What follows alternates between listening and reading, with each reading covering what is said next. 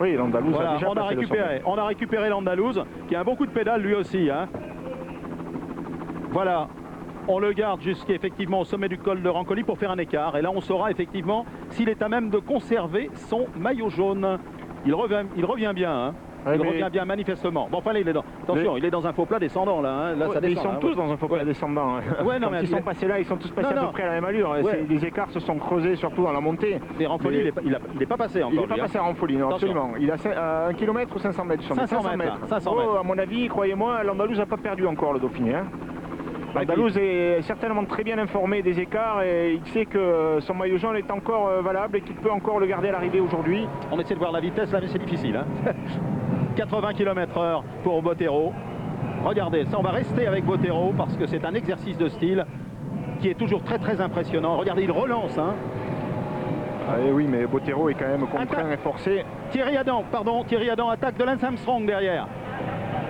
Ouais, enfin disons que ouais, c'est ça, on va résumer ça, vous avez raison, parce que comme il est un excellent descendeur et beaucoup mieux dans la descente que Levi Leipheimer, alors j'ai un petit sourire, hein, on n'a pas le droit de sourire parce que ces garçons-là ils descendent à plus de 80 km/h et c'est vraiment des artistes, donc on les respecte énormément et avec admiration, mais on a un petit sourire parce que quand on voit Lance Armstrong prendre les virages et quand on voit Leipheimer, on se dit tiens, ces deux-là n'ont pas la même habitude des descentes et donc tout de suite Lance Armstrong emmène dans sa roue Gomez, il y a 7-8 mètres d'écart avec Vinokourov, une douzaine avec Arroyo et Levi Leipheimer qui freine plus souvent qu'à son tour, et bien déjà un retard d'une vingtaine de mètres, 25 mètres. En plus il y a des trous, il a peur un petit peu, on sent qu'il n'est pas à l'aise, que c'est pas facile. Et Lance Armstrong à 80 km/h à tombeau ouvert dans la descente de Jouplane qui se lance non pas à la poursuite de Bottero, mais qui va essayer d'écarter au maximum et de réduire au maximum l'écart qu'il sépare de l'Andalouse, parce que demain dans l'étape vers Salanches, il sait qu'il peut, s'il n'y a pas beaucoup d'écart avec l'Andalouse,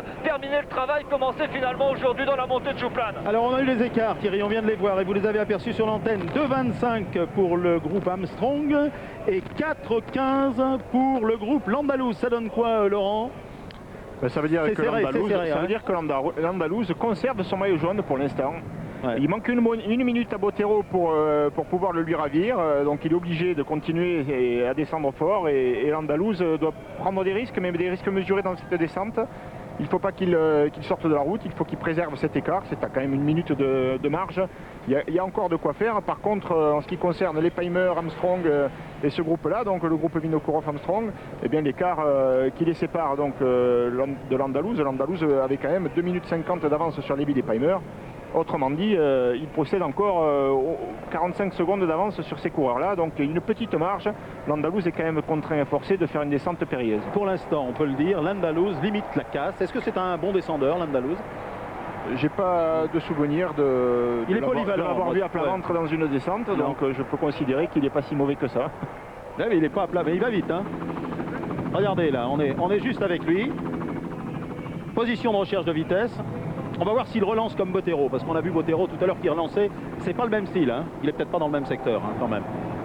Non, mais c'est pas tellement une relance. Ça, alors on va féliciter l'hélicoptère, parce que ça, cette image-là, vue d'hélicoptère, est extraordinaire. Regardez les trajectoires. Voilà, c'est surtout les descentes où il faut choisir les bonnes trajectoires pour éviter de freiner, plutôt que de mettre l'accent sur les relances, quoi. La clé de la descente n'est pas là.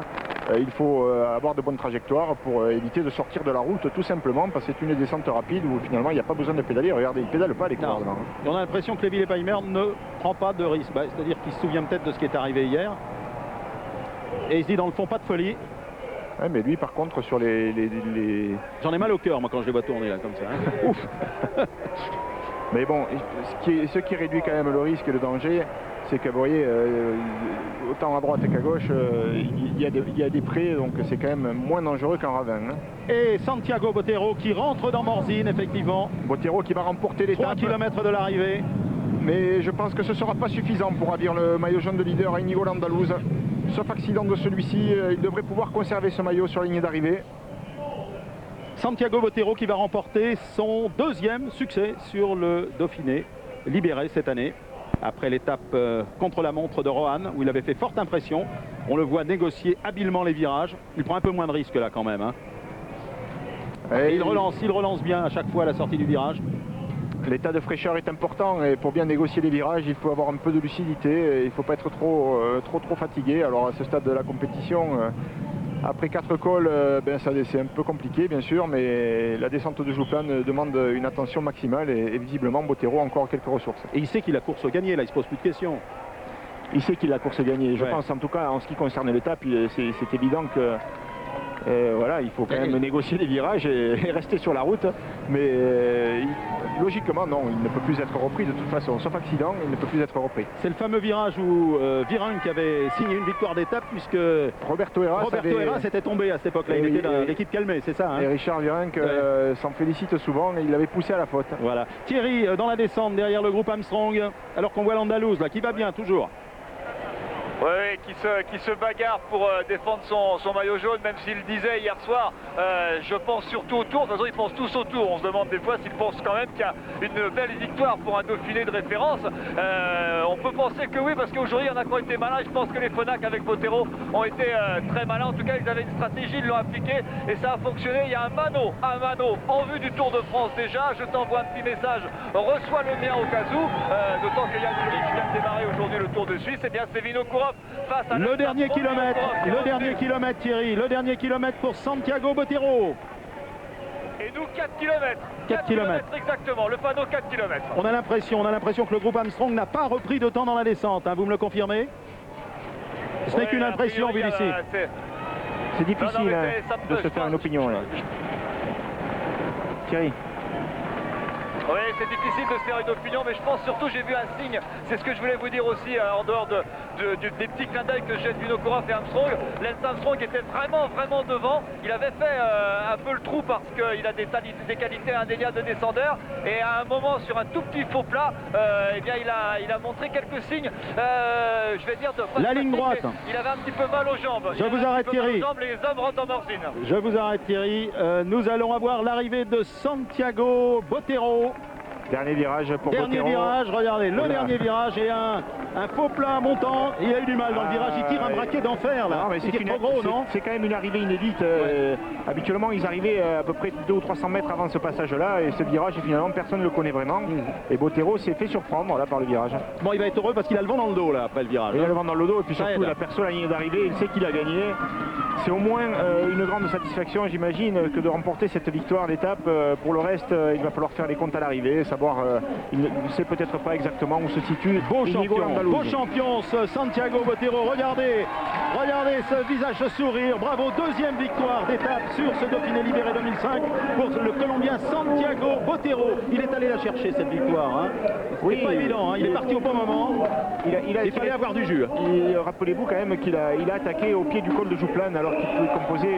Il était au sein d'un groupe d'échappés d'une vingtaine. Et on salue David qui va terminer avec 23 secondes sur la ligne. Belle étape de David Moncoutier.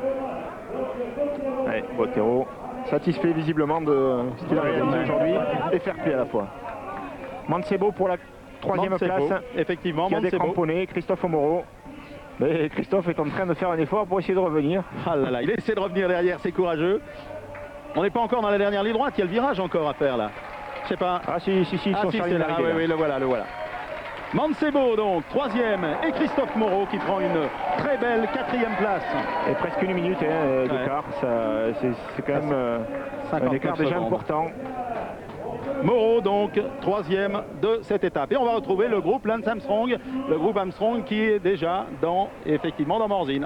Et 2 minutes 25 l'écart que doit conserver les Paymer sur la ligne d'arrivée face à Bottero. Il faut que les Paymer arrivent donc au moins 2 minutes 25 secondes après Santiago Bottero pour conserver son maillot de leader. Et alors là, c'est Paymer qui a pris le commandement des opérations. Effectivement, ça, il n'y a pas... Il faut qu'il assume. Hein. Il faut qu'il assume. Et Lance Armstrong, bien sagement... Normalement, il n'y a pas de problème. Ils sont dans le dernier kilomètre. Ça va se jouer comme au sommet de Jouplane à une quinzaine de secondes. Tant dire, ils ont fait une descente à peu près équivalente.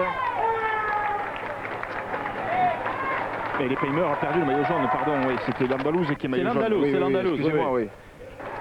Grave erreur de ma part, c'est... Paymer est maillot vert depuis hier. À voir la façon dont il agit, il m'a induit une erreur parce que le Paymer court visiblement comme s'il avait encore le maillot sur le dos et comme s'il le défendait. Je pense qu'il ignore que l'Inigo Landalouz est en train de réaliser un exploit derrière et de limiter la casse. Et je vous rassure, j'ai fait la même erreur tout à l'heure. Hein. J'ai fait la même. Bruseguin qui rentre sur la ligne d'arrivée à son tour. Bruseguin qui va prendre la 1, 2, 3, 4, 5e place. Bruseguin à 2 minutes 25 ou 2 minutes 26 du vainqueur Santiago Botero. Et Botero va repasser devant tout ce beau monde. Alexandre Vinokourov maintenant devant Levi Leipheimer. Et Botero aura alors on va assister à un sprint ou pas?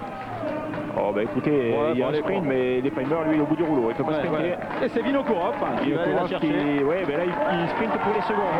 Vinokourov devant Lance Armstrong. Oui, mais Botero, messieurs, est passé devant. 2,51 effectivement. Et Botero, vous nous rappelez, était à combien? Botero est à 2,25. À 2,25. Donc Botero est passé devant. On va attendre l'arrivée maintenant de Landalouz. C'est lui. 5 minutes 16 secondes. 16 secondes. Voilà. Et il est seul. Et à l'arraché, il va essayer de sauver son beau maillot jaune. Lui, il est dans le dernier kilomètre, Landalouz. C'est jouable, bien sûr, c'est jouable. Il lui reste moins d'une minute pour arriver. Et je pense qu'il va réussir à le conserver avec 40-50 secondes d'avance.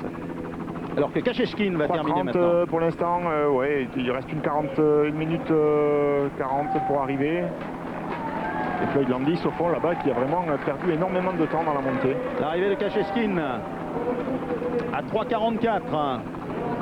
Landis qui était complètement planté tout à l'heure dans la montée de Jouplan. Et Landalouz, regardez-le tout au fond là-bas. Et c'est Landalouz qui arrive et qui va sauver son maillot, Landalouz. Avec un écart encore confortable, avec une avance confortable sur le second du classement général qui sera très probablement Santiago Botero. On salue Landis, très courageux, qui était au plus mal tout à l'heure. Et on salue surtout la performance d'Inigo Landalouz, le maillot jaune, à qui on donnait peu de chance ce matin et qui va conserver son paletot.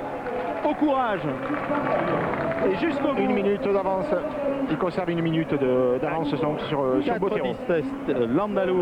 Landalouz qui va conserver son maillot. Autant dire que rien n'est joué pour l'étape de demain où on va escalader 7 fois la côte de Domancy. Mais il a beaucoup donné aujourd'hui. Il a peut-être pioché un petit peu dans ses réserves. Thierry Adam avec David Moncoutier, la réaction de David qui termine deuxième aujourd'hui et qui réalise une très très belle performance. Oui, mais forcément un petit peu déçu parce que la seule chose qui compte depuis qu'il a gagné une fois sur le Tour de France désormais, ça a changé sa mentalité, c'est de gagner, donc déçu d'être deuxième. Ouais, déçu d'être deuxième parce qu'on va dire que j'avais fait le plus dur en basculant avec Botero. Et il a suivi d'une petite bosse juste après Jouplan et bon, avec la descente sinueuse, je n'ai jamais pu revenir. C'était une belle étape, une étape un peu bizarre quand même parce que c'est parti dans tous les sens et on a vu du monde partout. Il y avait des bagarres pour l'étape, des bagarres pour le maillot jaune, c'était vraiment partout. Hein. Ouais, mais c'est un peu à l'image de ce Dauphiné où il y a eu vraiment une course de mouvement souvent et souvent le maillot a changé d'épaule et si c'est comme ça sur le Tour, ben, on risque d'avoir une belle course de mouvement. Botero, redevenu le grand Botero, vous le confirmez hein? Ouais, je pense que là, en gagnant le chrono à Rouen et en gagnant aujourd'hui, je pense qu'il a montré qu'il serait là sur le Tour. Surpris de voir Inigo Landalouz conserver son maillot jaune? C'est vrai que c'est un peu surprenant, mais comme quoi rien n'est fait. C'est bien que des coureurs, on va dire, de second plan arrivent à décrocher le maillot sur le Dauphiné. Donc c'est bien, c'est que on ne peut pas dire qu'il y a une grosse équipe qui veut maîtriser la course. On prend rendez-vous demain en Haute-Domancy? On va récupérer d'abord et on verra demain. Merci. On salue les arrivées de Stéphane Goubert. Il faut saluer Stéphane Goubert parce qu'il a fait une super course aujourd'hui, de Postuma également. Et voici le classement. Donc Santiago Botero de chez Fonac, le Colombien l'emporte devant David Moncoutier qui est un peu déçu mais qui réalise quand même une excellente performance à 23 secondes. En troisième position, Francisco Mancebo à 53 secondes devant Christophe Moreau qui a fait une très belle course aujourd'hui. Il était devant très vite à 58 secondes. Derrière on trouve Bruseguin à 2,27, Alexandre Vinokourov, très en verve aujourd'hui, notamment dans Jouplan à 2,50. Lance Armstrong, apparemment facile, à 2,52, qui a contrôlé aujourd'hui. Arroyo termine 8e à 2,53. Gomez Marchant est l'une des grandes révélations et juste derrière. Thierry Adam avec Alexandre Vinokourov. Oui, Alexandre qui a fait une très belle étape, mais qui à l'arrivée, vous n'avez pas réussi avec Lance Armstrong, avec Levi Leipheimer, vous n'avez pas réussi à récupérer le maillot jaune. Bon, mais on a fait notre étape, Pour moi, c'était pas vraiment de lâcher les maillots jaunes, c'était pas objectif. Bon, mais on dit qu'il est costaud, il a récupéré de hier, voilà, il est gagné. Je pense demain, ça se passe trop, mais bon, pour moi, c'était seulement pour voir les conditions encore avec Lance et tout le monde. Je suis satisfait de ma condition. Merci Alexandre. J'ai l'impression qu'il cache parfois son jeu. Moi, je l'ai vu hier, il disait je suis extrêmement fatigué et tout, mais il a des raisons. Mais il est toujours là, lui. Hein. Il a des raisons d'être satisfait parce qu'il a remporté quand même une victoire significative en haut du Mont Ventoux. Mais malgré tout, je le sens un peu déçu là sur l'interview parce qu'au fond de lui-même, je pense qu'il pensait quand même que cette course pouvait se donner à lui, qu'il pouvait remporter ce Dauphiné libéré. On vient de voir arriver Oscar Ferrero et voici donc le classement général et la confirmation. Hugo Landaluz, l'Espagnol de chez Euskaltel, le coéquipier d'Iban Mayo qui avait gagné l'an dernier, conserve son maillot jaune. Il a 59 secondes d'avance sur le Colombien Santiago Botero, 1,28 sur l'Américain Levi Leipheimer, 1,47 sur Lance Armstrong, 1,50 sur Alexandre Vinokourov, 2,42, ça c'est bien sur David Moncoutier, et c'est 3,23 sur l'Américain Floyd Landis de chez Phonak. Autant dire que demain, on peut encore s'attendre à de grosses surprises. Demain, c'est une étape à nouveau difficile, mais avec une qui ne tient plus qu'à quelques fils. Oui, à 80 km/h dans cette descente en haut de la côte de Domancy qui nous ramène vers Sallanches, la ville de Sallanches. Et il a fallu, c'est bien, on avait bien calculé son affaire du côté de l'équipe Euskaltel-Euskadi qui n'a plus que 4 coureurs, mais on avait donc mis un soigneur en haut de la côte. Et Landaluz s'est presque arrêté pour prendre un bidon, là il vient de boire. Et contrairement à ce que disait Laurent, je l'ai vu tout à l'heure en suivant Incapi et Popovic, Incapi perdait un petit peu de temps parce qu'il ne pédalait pas beaucoup, alors que Popovic était capable de faire toute la descente en pédalant. Et bien là, même si à l'instant même il vient de remettre un petit coup Landaluz et de se remettre à pédaler, et bien il n'a pas beaucoup pédalé là, par exemple il pédale pas beaucoup, là il en remet un petit coup et c'est un signe sans doute de fatigue. Moralement il a pris un coup au moral. Davide Cagnada essaye de l'aider, il est entouré par 2 Espagnols, c'est 3 Espagnols ensemble, il a repris la tête du groupe, mais on sent que c'est difficile et qu'il ne prend pas vraiment de très gros risques dans la descente, c'est pas un énorme descendeur non plus. On s'observe visiblement dans la descente, on a vu Botero, on les a vus, tout le monde s'observe et on a vu passer nous les 2 hommes de tête. On va faire un premier pointage, déjà 18 secondes qu'ils sont passés. Je vous rappelle qu'au dernier pointage ils avaient 1,45 et 1,50 d'avance sur l'avant-garde du peloton. Oui, et Landaluz, je dirais qu'il est en train de profiter de la solidarité espagnole, puisque s'il a pu récupérer dans cette descente, c'est qu'il a généreusement l'appui de 2 coureurs qui ne sont pas de son équipe, mais qui, étant de la même nationalité, et certainement le connaissant, ont envie de lui rendre un petit coup de main, de l'aider. Et bon, c'est ma foi un geste sportif, mais bon, c'est sûr que ça pèse un petit peu sur la course. Il faudra faire le point ici au passage sur la ligne, juste avant le morceau de plaine, avant de rattaquer la montée. Il faudra voir dans la descente si Landaluz a été capable de réduire cet écart. Si les 28 secondes perdues dans la montée se sont un petit peu réduites, eh bien, il a bon espoir de conserver ce maillot. Si toutefois l'écart est aussi important, ça deviendra très compliqué pour lui, même avec l'appui et l'aide de ces 2 coureurs des équipes espagnoles. On sera fixé dans quelques instants car les poursuivants sont passés sous la flamme rouge et ils sont déjà à proximité de la ligne. Ils sont à proximité de la ligne pour l'instant, 1,22 de retard. Tous les leaders potentiels, tous les vainqueurs potentiels de ce 57e Dauphiné libéré sont là. On les aperçoit et ils vont passer sur la ligne avec au minimum 1,45 de retard. Et Botero, lui, aurait intérêt, Botero, à ce que ça aille plus vite, mais il est pris entre le marteau et l'enclume, mais il est tout seul, il n'a plus d'équipier.